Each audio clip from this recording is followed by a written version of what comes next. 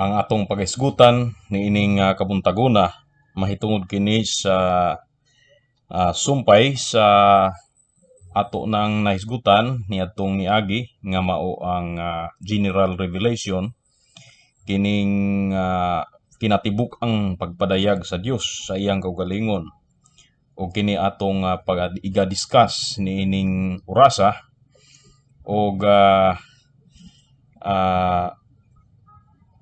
ingon nga pagpadayon ini ako kamong imbitahan sa pag open sa inyong mga Biblia o kining atong pagkakatunan partikularmente sa inadequacy sa general revelation, ang pagka dili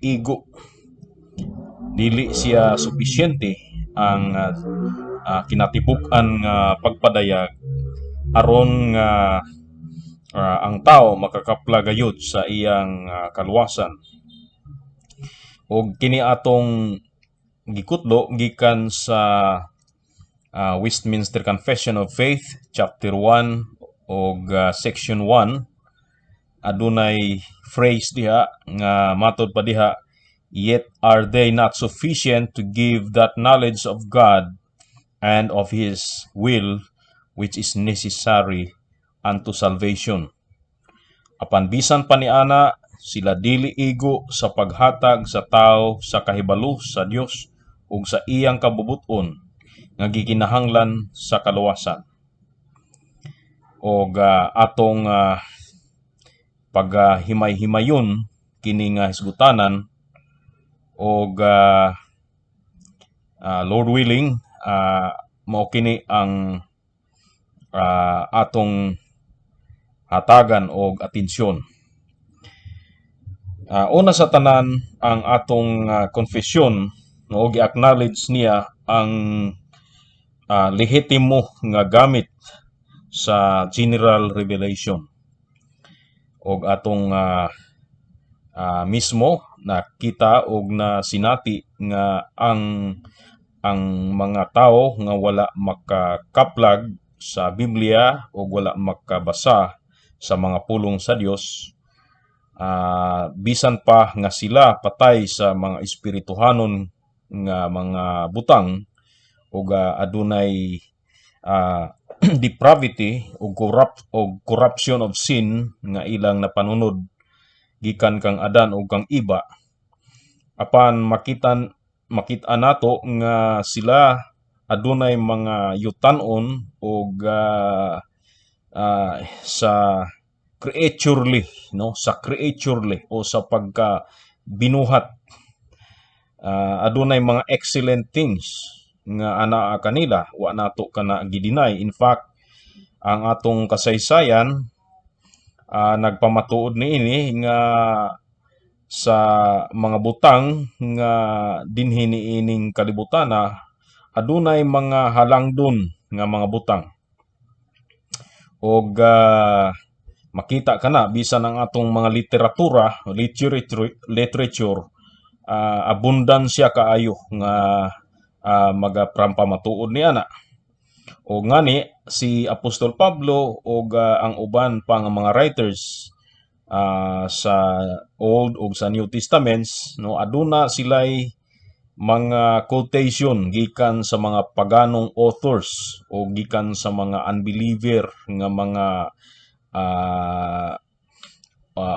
may akda sa mga libro or mga invensyon or bisan unsa pa nga mga works nga gihimo sa mga heathens o sa mga hintil, bisan tuod nga wala sila makabaton sa kaluwasan or sa pagpadayag nga espesyal sa Dios, apan nagbaton sila sa daghan kaayo nga mga admirable nga natural qualities, kay sila usab mga tao man nga kaliwat ni Adan nga gama gikan sa sumala sa dagway sa Dios.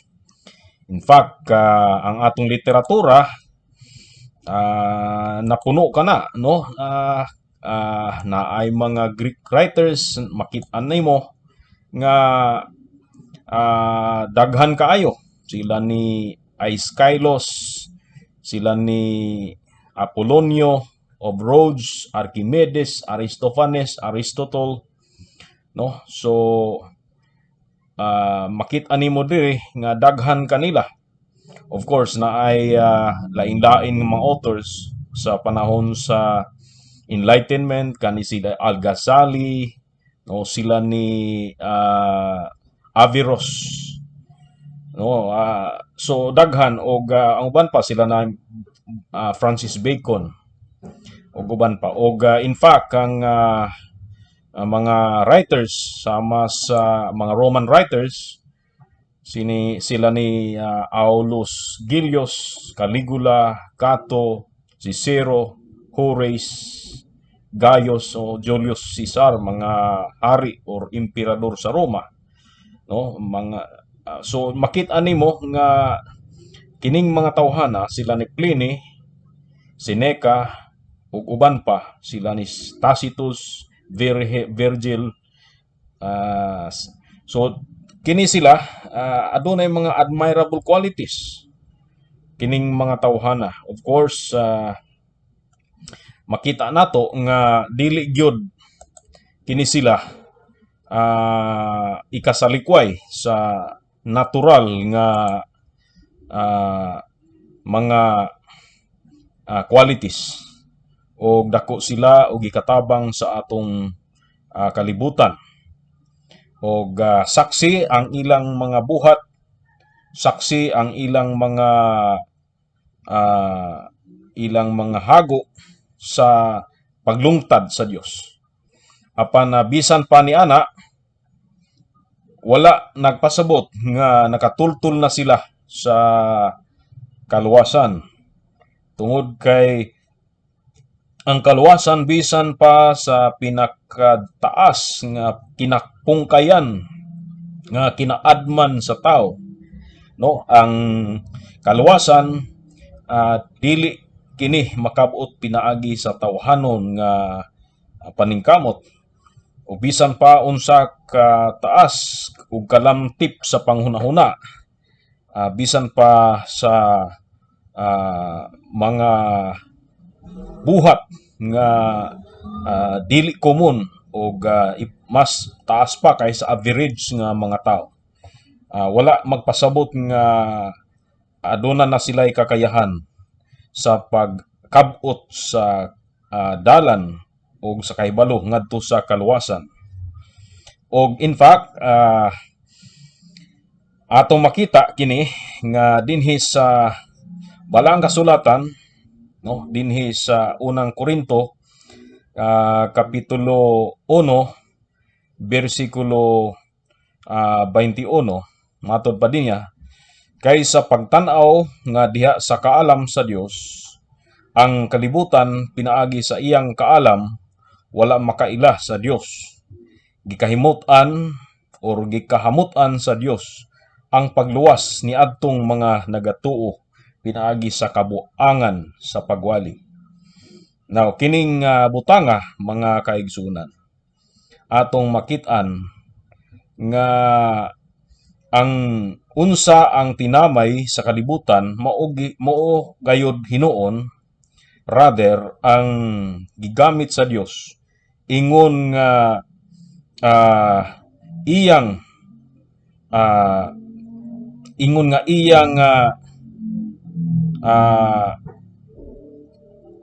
galamiton o kasangkapan alang sa kaluwasan sa mga tao. Ang hunahuna sa Dios lahi sa hunahuna sa tao. Ang hunahuna sa tao limitado o kini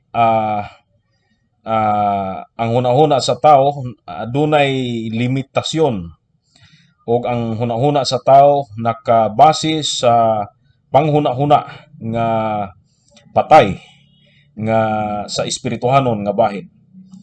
Og ang iyang ang kaisipan sa tao apil sa nahugawan sa sala, og kini siya na nakurap na himong ah, dunot tungod sa sala nga napanunod didto kang Adan. Ug busa ang hunahuna sa tao ang kinamaayuhan nga nakabut sa hunahuna sa tao, dili gayud kini maayo at dili kini good enough no sa atubangan sa Dios. So busa kay ang tao nagahuna-huna man og comparatively speaking sa uban usab nga mga tao no, kung imong ikumparar adunay mga ekselente mas labing maayo nga mga butang ug mas labing makita nato halangdon nga mga butang nasa diya sa standard sa tao. Apan sa standard sa Dios, mga kaigsunan, kining pinakamaayo nga nakabut sa tao ang standard guide sa Dios nga nakabsan gayud kini na short o na adunay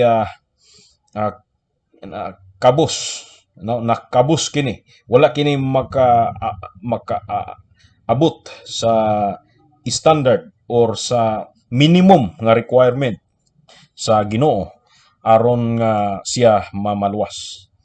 Ug makita nato ang mga kasulatan sa daan nga tugon ang mga sinulat sa mga propeta nga mismo ang sila propeta Moises ug ang uban pa nga mga succeeding nga mga prophets nagsulat. Mahitungod kini sa pagkakinahanglanon nga ang sala sa usa ka tawo kinahanglan nga kini pagahugasan og ang dugo mo'y mohugas niini. Ug nga kining mga dugo nga igahugas kinahanglan nga gikan sa dugo sa buhi nga sa buhing binuhat sama sa karnero kaning o baka. Ang rason nganong nga dugo gikan sa buhing binuhat nga sama sa mga hayop nga atong na-mention gumikan kay ang matag sala nanginhanglan og penalty. Ipinalize ang sala pinaagi sa kamatayon.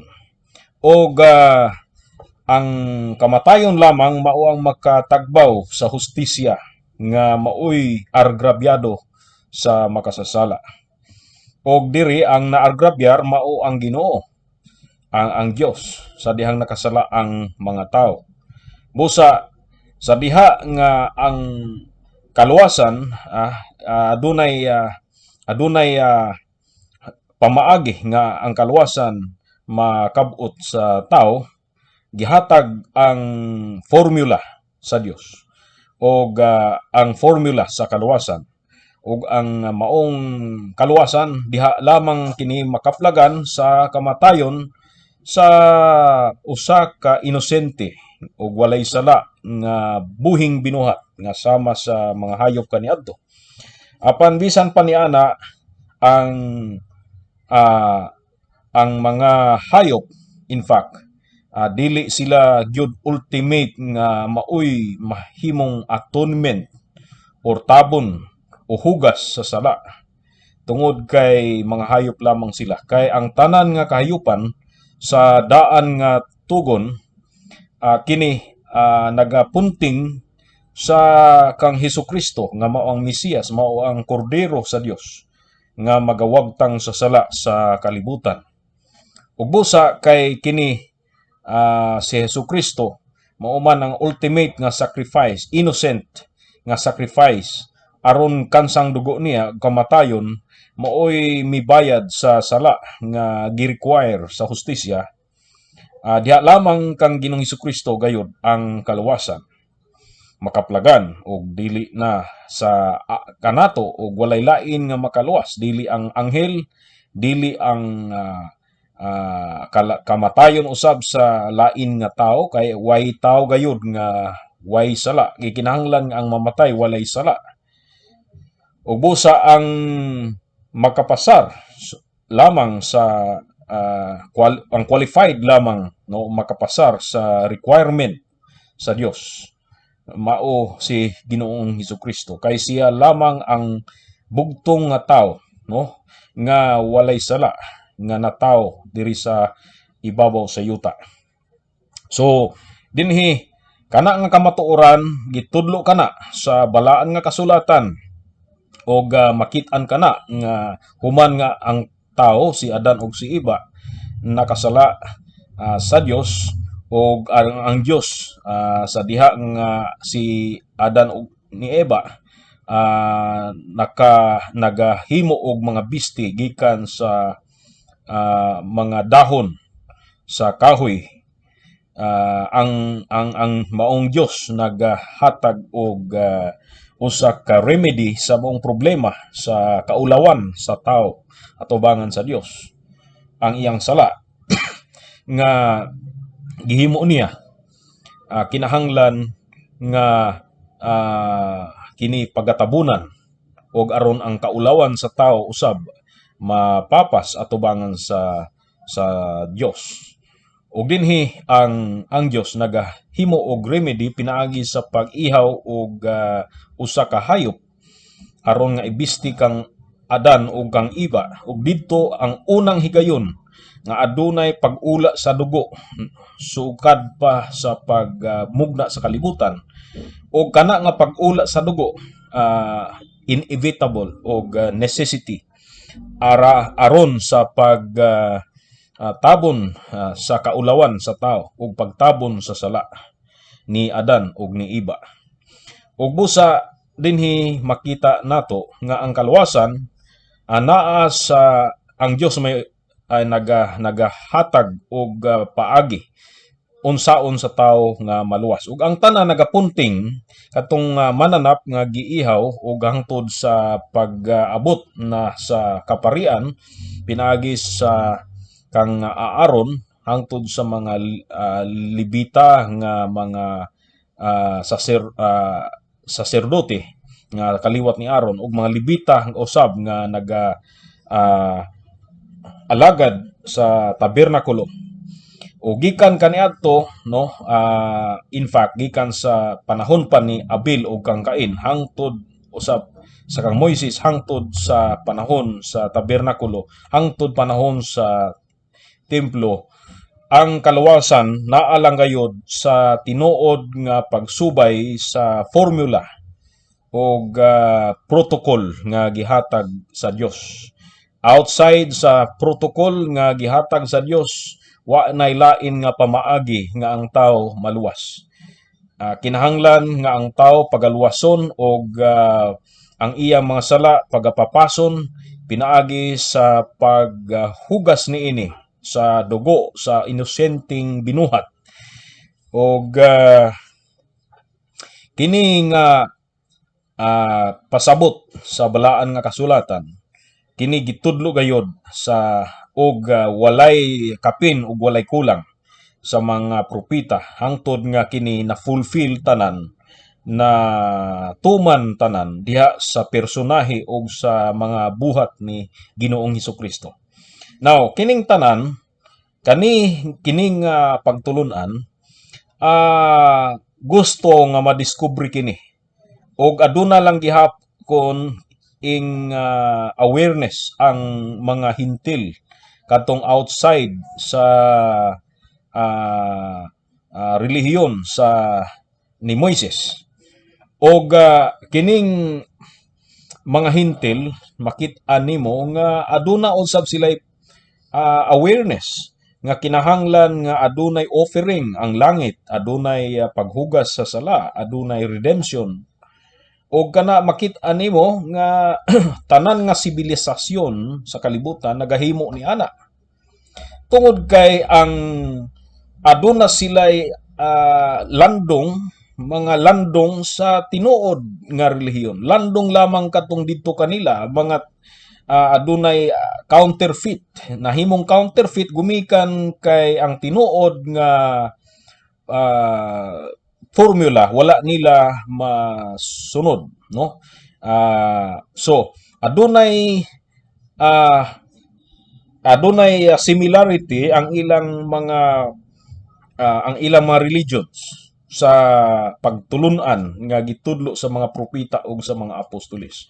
Apan bisan pa niana, ang ilang tanan nga mga offerings alang sa langit, in fact, makit-a nimo kini bisan sa mga writings, bisan sa Chinese civilization, panahon nila ni Confucius, aduna sila'y mga offering. Hangtod gani sa ah, uban nga mga sibilisasyon, aduna sila'y offering ngadto sa God. Ah, of course, mga false gods kadto. Apan kana tanan nagpamatuod nga sila dili ignorante, dili ingon nga wala gayud sila'y ah, awareness sa ah, sa ilang tinuod nga og angay nga himuon ngadto sa Dios sa langit. Og kining mismo, no, sa medyo diri sa oras sa modern times, sa Mayan civilization, og mismo ang Aztec pod nga civilizations.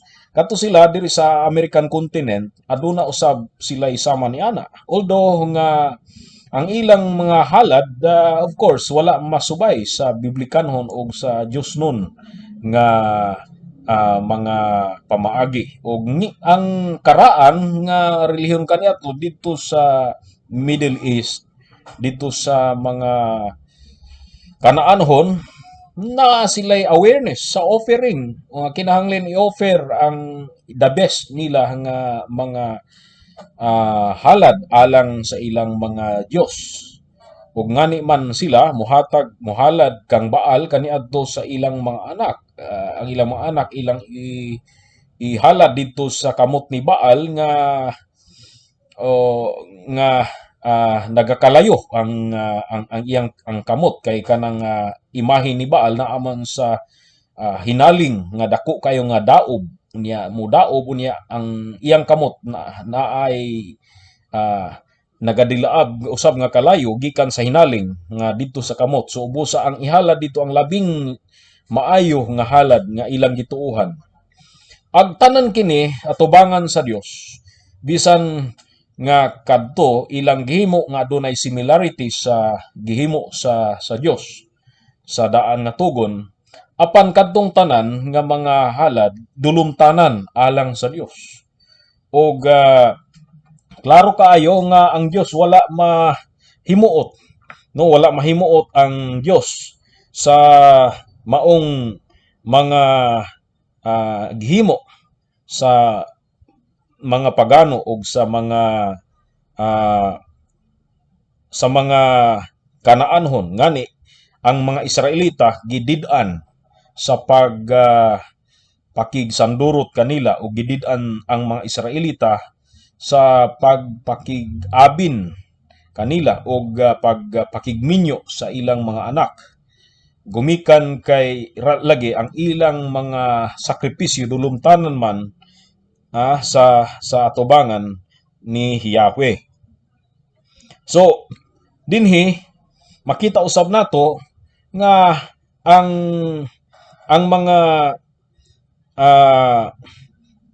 hintil aduna usab sila'y mga gawa sa paghalad, aduna sila'y mga gituuhan nga pinadayag nga gikan sa ilang mga Dios. Apan kana tanan mga kaigsuonan. Mga dulumtanan sila atubangan sa Dios. Og dinhi kana nga mga sala dulumtanan og dili angay nga pagahimuon. Og ang ilang mga relihiyon mao gayud ang ilang gipaka maayo og ang pagtulunan nga iya sa Dios maoy ilang gi salikway. Og ang pagtulunan nga iya sa Dios mao ang ilang gitamay og ilang gibiay-biay. Og nabaliktad na nga unsa ang iya sa Dios mao na hinuon ang ilang gipaka basura, og unsa hinuon ang dili gusto sa Dios mao hinuon ang ilang gusto. So makit-an mismo nimo no bisan ang balaang kasulatan sa Deuteronomio 12:31 nga dulumtanan alang kang Yahweh ang mga relihiyon sa karaang mga sibilisasyon. Of course, sa atong panahon karon mao gihapon dulumtanan alang kang Yahweh ang mga relihiyon sa tanan nga kanasuran. Og dinhi sa Korinto kining atong gikutlo mao kana ang background ni ini. Kay sa pagtan-aw matud pa niya ni Apostol Pablo, kay sa pagtan-aw nga diha sa kaalam sa Dios ang kalibutan pinaagi sa iyang kaalam wala makaila sa Dios. Gikahimut-an sa Dios ang pagluwas ni adtong mga nagatuo pinaagi sa kabuangan sa pagwali. So diri klaro nga ang kaalam sa Dios wala makaplagi gayud sa mga tao kay og inay nga maoy ilang i-glorify ang kaalam nga naa sa Dios. Mao hinuon ang ilang gipakahimaya ang ilang mga kaugalingon nga kaalam nga mga kaalam nga iya sa kangitngit ug iya sa dautan. Og dinhi ang sa New Testament sa panahon ni Ginoong Hesukristo og of course ang Hudiya ang tibuok nga Palestina na ilalom sa Roman Empire. Og ang Rome ni atong panahona na aduna na siya kaugalingon nga mga relihiyon o kana nga relihiyon mao kana ang una estado. Ang estado mao'y labing nangunang relihiyon alang kanila. Og ang mga Sisar sa ilang panahon, ang mga hari mao'y ilang ginapakadiyos. Gani sa Roma si Romulus ug si Remus ang kadtong founders sa Rome. Ila ganing gihimo nga mga deities no og ilang gisuno-suno usab ang gihimo ni Alexander the Great no si Alexander the Great nga anak ni Philip no sa Macedon nga sa dihang namatay si Alexander gihimo siya nga Dios. Of course, ang sama ni ana nga mga practice nahimong gihimo kana sa tanan nga kanasuran ug dili kana bag-o or dili kana ingon nga strange alang kanato, dili kana foreign alang kanato. Gumikan kay sa atong panahon karon bisan tuod nga ang ubang nasod naga-promote sila og atheism sama sa China, apan ang ilang pagka-atheism may tungod lang sa pagsalikway sa Dios sa atong Dios og pagsalikway of course sa tanan nga klase sa deity, pero ang ilang gipakadiyos mao ang ilang mga chairman, labi na si Chairman Mao o karon si Chairman Xi Jinping. Mao na gipakadiyos nila kay ang tanan nga ilang gusto sa ilang leader sa ilang parte o partido. Mao man ang ilang ginasimba sa pagkakaron. Dili sa naandan nga pagsimba, kay dili lang pagsimba nga naa sa altar nga ang simbahon mulingkod sa kinataliwad-an sa maong templo, kung dili ang pagsimba usab na ginahimo kini pinaagi sa absolute obedience no sa estado. Ug di lang kay sa China apil usab ang North Korea no, ang amahan ah, ni kining Kim Jong-un, ang ilang amahan katong Kim Jong-ul, katong ilang murag ilang amahan, ah, o basig na nakalimot gyud ko sa ngalan, pero murag King Jong-o, si King Jong-ul, katong ilang amahan, ah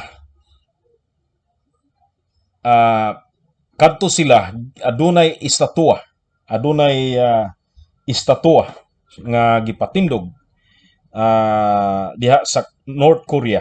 Unya ang istatwa kana mao ang chairman sa North Korea, no. So ang ilang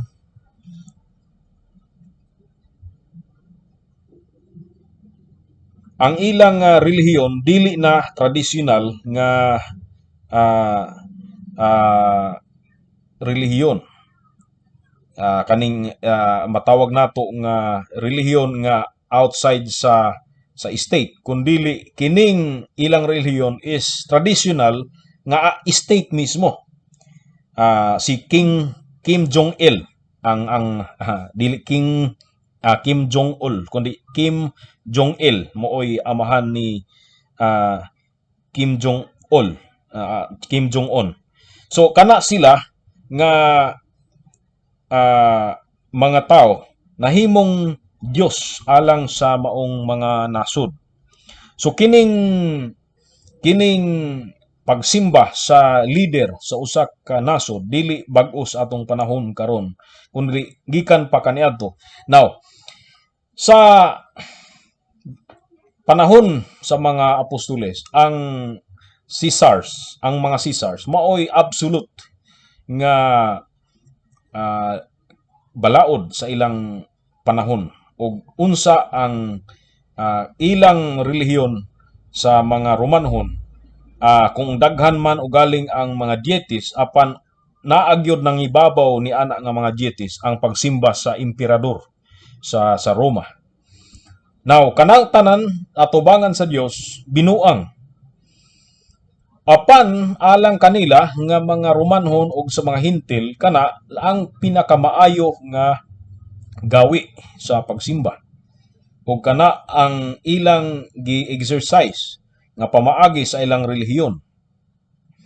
In fact, sa atong panahon karon mahimo usab kana nga mahitabo ang kasaysayan musubli sa iyang kaugalingon, gumikan kay sa atong panahon karon ang tanan nga mga tawo nakasimba na sa estado. Unsay ingon sa estado, ilang himuon, bisan kon kini sukwahi na gikan sa kabubuton sa Dios. So kana usa ka porma sa pagsimba sa estado o pagsimba sa leader sa estado, kanang absolute obedience.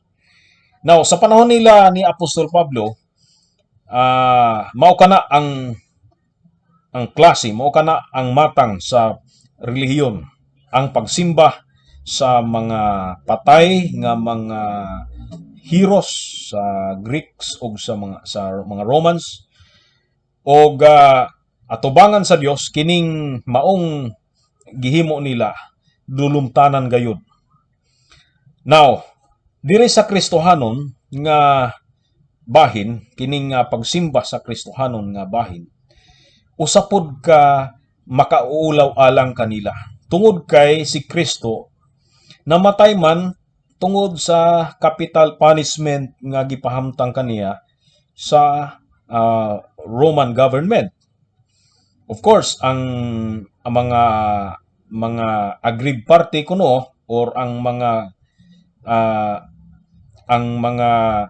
kining nagsang-at sa kaso, mao ang mga religious leaders nga mga Hudiyo, o ang nahimong civil magistrates mao sila ni Pilate, sila Poncio Pilato, o sila ni Herod, no? Ug ultimately si Pilato gyud mao ang nagpakanaog sa hukom sa kamatayon ni Hesukristo. Og kining kamatayon ni Kristo dili kini usa ka alang kanila dili usa ka martyr's death, kundi usa ka death of an ordinary criminal. O kini nga kamatayon, usa kini ka kamatayon nga hilabihan gayud ka makauulaw.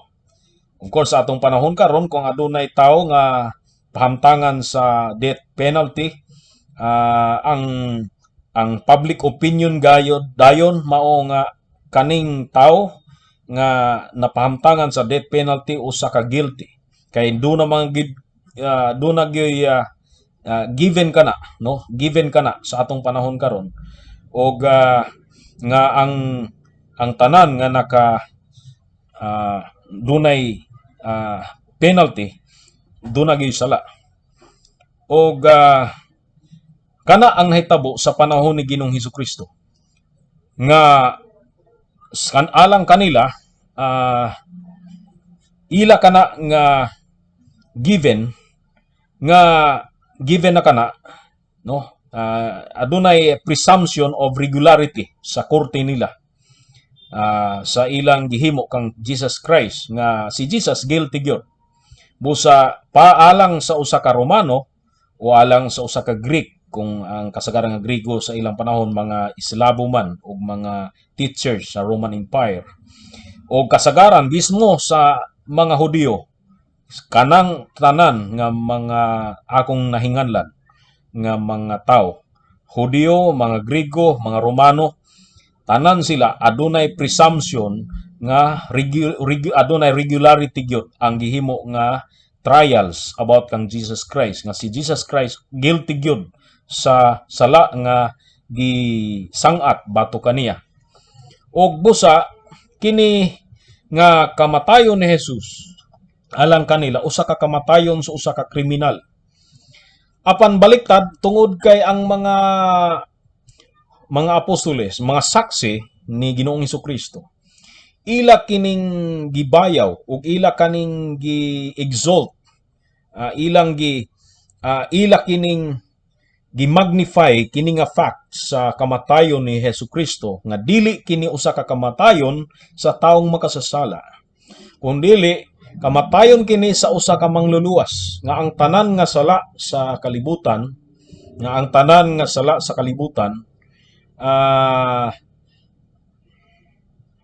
gipatong, no? Of course, pag ingon nako nga kalibutan kini sa mga pinili. Gipatong didto kang Ginoong Hesukristo.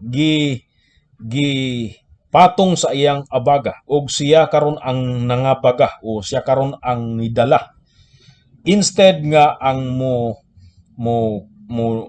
dawat sa penalty ang mga makasasala, ang nahitabo karon mao nga si Ginoong Hesukristo maoy midawat sa penalty. Busa kining nahitabo kang Ginoong Hesukristo, usa ka glorious death alang kanato, usa ka maayo ug alang sa Dios, mao kani ang acceptable, the only acceptable way of salvation. Og kini nga pamaagi gihimo og gitudlo, gi-appoint sa Dios aron nga ang makasasala maluwas sa iyang mga sala. Now, alang sa kalibutan nga aduna siya kaugalingon niyang kaalam, kini nga kaalam sa Dios binuang alang sa kalibutan, alang sa wala makasabot. Kay sa pagtan-aw diha sa kaalam sa Dios, ang kalibutan pinaagi sa iyang kaalam wala makaila sa Dios. Wala nila giila kini. Gikahimutan sa Dios ang pagluwas ni adtong mga nagatuo pinaagi sa kabuangan sa pagwali.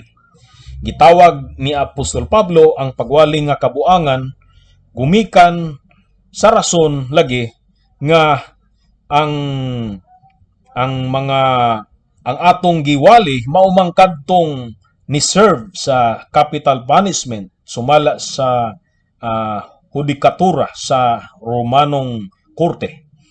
So dinhi mga kaigsuonan, klaro kaayo nga ang gihimo sa Dios alang sa mga tao kabuangan apan alang sa Dios. Mao kini ang pamaagi, ang pagwali mahitungod sa tao nga gipahamtangan sa silot kamatayon sa korte sa Romanong Hudikatura. Kini alang kanato maoy pamaagi sa kaluwasan apan alang sa mga wala magatuo, kini usa ka binuang. Mao ni ang explanation sa 1 Corinthians 1:21. Og atong iuswag ngadto sa 1 Corinthians, unang Korinto, kapitulo 2, bersikulo 13 ug 14. Nga matod pa diri nga ginasultian ta usab dili sa mga pulong nga tinudlo sa kaalam nga tawhanon, kundili ang tinudlo sa espiritu, sa pagpasabot sa mga butang nga espirituhanon, uban sa espirituhanon nga mga pulong. Karon ang tao sa daan nga kinaiya wala maggadawat sa mga butang sa espiritu sa Dios. Kay alang kaniya binuang sila, og siya dili arang makaila kanila, kay sila gigahin sa paagi nga espirituhanon. Now, kining gisulti dinhi, mahitungod kini sa mga butang nga espirituhanon, kining pulong sa Dios, numero 1 nga mo'y gipunting ni ini nga istorya, nga dili kini madawat sa mga tao nga dili espirituhanon, sa mga tao nga wala pa ma-born again, sa mga tao nga wala pa matawo pag-usab. O daghan kitay rason nganong ang kini nga mga butang nga iya sa Dios dili madawat. Usan na ni ana tungod kay ang tao lagi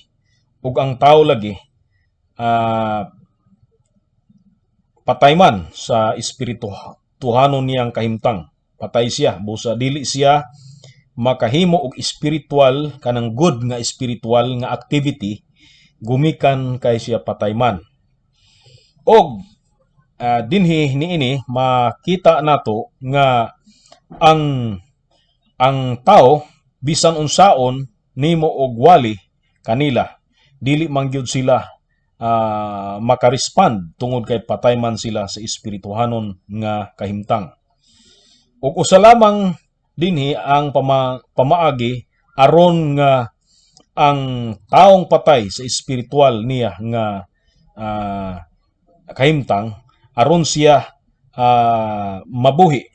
Ang pamaagi mao kini nga ang Espiritu Santo buhion pag-usab ang iyang espiritual nga kahimtang. Og mao kana sa daghan nga lingwahe sa balaan nga kasulatan, usa na nga lingwahe is rebirth, kaning regeneration, born again usab. So kana nga mga lingwahe lain-lain ang lingwahe, pero usa lamang ang tumong ni ana nga meaning mao kana spiritual resurrection, mao kana ang pagbuhi pag-usab sa taong patay. Ug dinhi ang tao nga gibuhi pag-usab sa balaan nga Espiritu Santo, makabaton siya og awareness karon, og kabaton na siya karon og kinabuhi nga tungod ni ana mahimo na siya nga maka hinuklog sa iyang masala, muhinulsol sa iyang masala, og makasabot siya sa ebanghelyo, makasabot mahitungod kang Ginoong Hesukristo. So dinhi niini mao kini ang rason nganong ang mga wala born again nga mga pagano o mga hintil, dili gayud sila modawat sa pulong sa Dios. Now, diri sa atong confession makita nato nga ang special revelation, which is ato kana nga pagahisgutan no sa sunod niini nga atong lecture. Ang special revelation no, usa kini ka paagi sa Dios nga diin siya espesyal nga nakiglambigit sa tao o personal nga misulti sa tao aron nga magpadayag, magpaila-ila sa iyang kagalingon o magpadayag ngadto sa mga tao sa iyang kagalingon. Kana ang special revelation. og ang tumong ni ana aron nga siya mahimaya sa tao o sa iyang mga pinili, og nga siya aron nga siya ang tao, aron nga ang tao muhimaya kaniya og musimba kaniya ingon nga Dios, ug unya of course tungod kay ang kaluwasan pinaagi man sa grasya sa maong Dios, ang tao nga dili asarang sa pagluwas sa iyong kulingon maluwas pinaagi sa grasya, ug tungod ni ana siya makasinati na sa grasya sa Dios. Og dinhi makit-an nato sa atong confession nga sa dihang ang Dios nakigsulti sa iyang katawhan, pinaagi sa maong pagpadayag. Apil kini sa general revelation. Kaya kini ang general revelation nahisulod diha ang special revelation sa general revelation. Kibali ang tanan nga naa sa special revelation nasulod sa general revelation. Pero dili tanan nga naa sa general revelation nasulod sa special revelation. So, pasabot nato nga adunay duha ka circle nga circle. Ang isang lingin naa sa tunga mo na ang special revelation, unya ang general revelation kanang naa sa outer space sa circle nga gamay. So ni adunay overlap no ang general revelation ngadto sa special revelation, pero ang naa sa special revelation wala mo overlap ngadto sa general revelation. So dinhi makita nimo nga kining tanan nga mga pagwali nato didto sa mga dili magtotoo, apil usab kini sa general revelation. Apan makita nato nga mahimo lamang ma-appropriate ang ma-categorize nga apil kini sa special revelation sa diha nga kini ma-appropriate na sa tao nga hingtungdan mismo. O sa mahitungod sa mga apostoles, ang tanan nga gibuhat ni Jesus ngadto sa iyang kaugalingon dito sa Palestina, sa diha nga nagwali si Jesus, naghimog mga milagro ug mga buhat nga katingalahan, alang sa tagagawas apil gihapon kadto nisagol siya sa general revelation.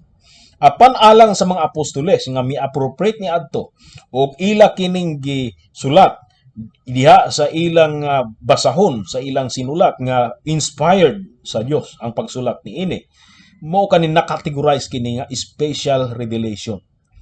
So dinhi whether naa sa sulod sa special revelation or sa gawas sa special revelation nga mao ang general revelation, bisan asa mo barog ang unbeliever diha ni ana, dili gayud niya ma-appropriate ang revelation sa Dios, kanang saving, labi na sa saving revelation sa Dios, umikan kay ang hintil dili man siya maka-appropriate ni ana tungod kay patay man siya sa spiritual niya nga bahin.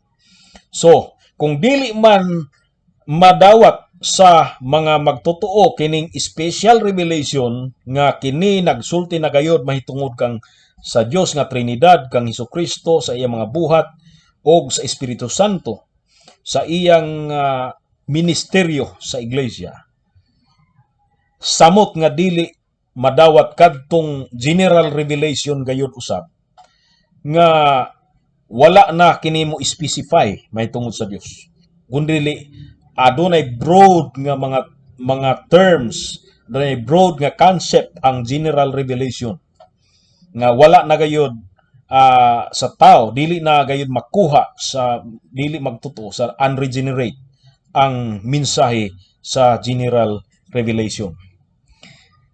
Og tungod kay niaman kita sa general revelation, matud pa diri nga dili igo ang kining gitawag nato nga kahayag sa kinaiyahan, unya mga buhat sa kabuhatan og ang probidensya sa Dios sila dili igo sa paghatag sa tao sa kahibalo sa Dios og sa iyang kabubuton nga gikinahanglan sa kaluwasan. Busa, alang sa usa ka wala ma-regenerate ang pagpadayag sa Dios nga espesyal, usa kini nga butang nga useless alang kaniya. Wala, dili kini maghatag kaniya og benefits tungod kay murag naalang milutaw kini sa hangin. Apil kini of course kay sa alang kaniya siya ang hinunghingtungdan. Apil kini sa murag general revelation lamang alang kaniya. So dinhi ang atong gisgutan nga ang sa general revelation inadequate kini. Ang general revelation inadequate sa pag hatag sa tao sa kaalam sa kaluwasan nga makaplagan lamang diha kang Ginoong Hesukristo. Now, lain usab nga puntos nga dili tungod kay siya unregenerate o dili tungod kay siya able na sa pag-appropriate niini, kundi usab tungod kay ikaduha nga punto, tungod kay ang general revelation walay specific nga formula sa kaluwasan. Ang general revelation walay specific nga direksyon or mga directives alang sa tao kung unsaon niya sa pagkaplag kang Hesukristo. Makita nimo nga ang ilang mga relihiyon kaniadto adunay mga similar ceremonies o rituals nga makita nga halos magkasimilar sa ritual nga dito sa kaparian sa templo o sa tabernakulo. Apan bisan pa niana wala gayud nila matumbok sa relihiyon sa mga pagano. Wala gayud nila matumbok ang tinuod gayud nga pamaagi sa kaluwasan. So dinhi lang kita taman ang Dios magapanalangin kanatong tanan.